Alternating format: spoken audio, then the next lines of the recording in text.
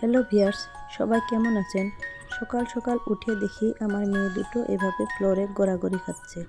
তাই ওদেরকে নিয়ে গেলাম দাঁত ব্রাশ করতে। ওদেরকে এখন দাঁত ব্রাশ করতে দিয়ে আমি যাব কিছু টুকটাক কাজ করতে, কারণ ওরা একটু দেরি পর্যন্ত দাঁত ব্রাশ করবে। তাই আমি ওদেরকে এখানে রেখে চলে গেলাম আমার ওয়াশিং মেশিনের কাছে, কারণ ওখানে আমি অনেকগুলো কাপড় রাত্রের বেলা ড্রায়ার করতে রেখে দিয়ে গেছিলাম। আর এখন এই কাপড়গুলো রোদ্রে মেলে দেব। তাই আমি সুন্দর করে সবগুলো কাপড় রোদ্রে এভাবে মেলে দিলাম। মেলে দিয়ে আমি চলে গেলাম ঘরে, কারণ আমাকে ঘরটাও গুছাতে হবে। এখন আমি ঘরটা গুছিয়ে নিলাম, আর ঘরটা গুছিয়ে নিয়ে আমি আবার মেয়ে দুটোকে একটু মুখ ধুয়ে নিয়ে এসেছি, কারণ ওদেরকে আবার খাওয়া দিতে হবে, কারণ ওরা তো আর রোজা নাই। তাই ওদের জন্য একটু দুধ নিছি, আর মেরি বিস্কুট আর একটু মুড়ি নিছি। এখন রোজার দিন, তাই আর কিছু বানাতে ইচ্ছা করে না। আর রোজার দিন না হলে নিশ্চয়ই কিছু বানিয়ে দিতাম। তাই সুন্দর করে এগুলো নিয়ে ওদেরকে আবার খাওয়াতে বসে গেলাম। আবার খাওয়ায় দাওয়ায় আবার আমার অনেক কাজ আছে। এখন দুজন খেতে বসে, ও বলছে আমাকে আগে দাও, ও বলছে আমাকে আগে দাও। এই চলে আমার ঘরে আর কি বলবো।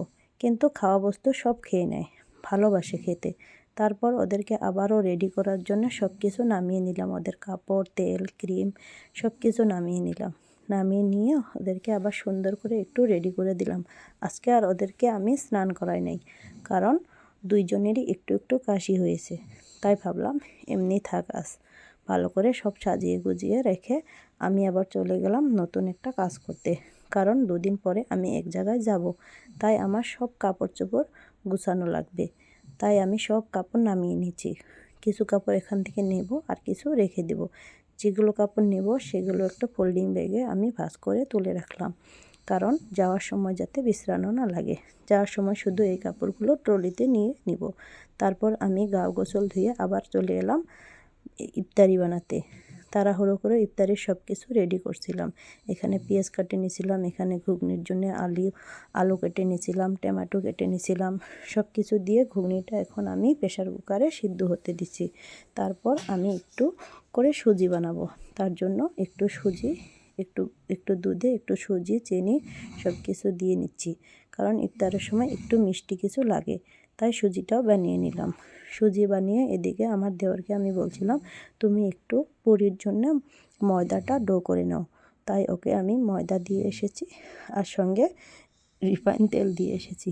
ও সুন্দর করে ময়দাটা ডো করছে, কারণ ও এই কামটা খুব ভালো পারে। তাই আমি ওকে এই কাজটা দিয়ে আমি এসেছি মেয়েদের কিছু আবদার পূরণ করতে। ওরা এটা খাবে সেটা খাবে, তাই একটু খেতে দিচ্ছি। কারণ রোজার দিন বাচ্চাদেরও অনেক কষ্ট হয়, কারণ সারাদিন তো আমরা কিছু খাই না। তাই ওরাও দেখে না খেতে চায় না। ওই একবার যা খায়, আর দুপুরবেলা একবার ভাত দিয়েছিলাম তাই খেয়েছে। এখন আমার ময়দা পুরির ডোটাও রেডি হয়ে গেছে। আর সুন্দর করে এনে আমি তাড়াতাড়ি করে পুরি বানাতে লাগলাম, কারণ ইফতারের আগে সব কিছু রেডি করতে হবে। আর এদিকে কড়াইতে তেল গরম করতে দিয়েছি। তাই তেলটা গরম হয়ে গেছে, এখন আমি পুরিগুলো ভেজে নিচ্ছি। আর এদিকে আমার দেওরকে বলছি একটু শরবত বানিয়ে নিও। ও শরবত বানাচ্ছিল, তখন যে আমি একটু ট্যাঙ্কটা ঠেলে দিলাম। তারপর ও শরবতটা রেডি করলো। আর এদিকে দেখুন আমি কতগুলো পুরি বানিয়েছি।